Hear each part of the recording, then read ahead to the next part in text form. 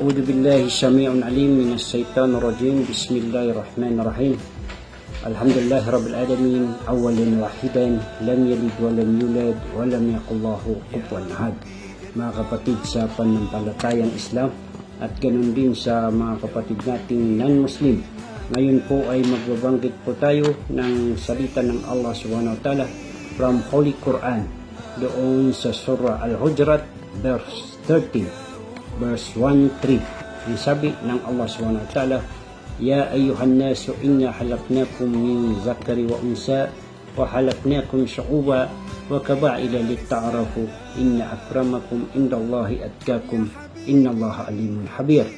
Ang ibig sabihin, O mankind, we have created you from a male and female and made you into a nation and tribes that you may know one another. Verily, the most honorable of you with Allah is that believer who has al-taqwa, an example, one of the muttaqun, the pious. Verily, Allah is all-knowing, Allah is all-aware. Mga kapatid, maliwanag ang sabi ng Allah subhanahu wa ta'ala, alam niya kung sinong mas mainam sa Kanya, yung yaong may pananampalataya sa Kanya. Alam ng Allah ang lahat ng bagay. Assalamualaikum warahmatullahi wabarakatuh.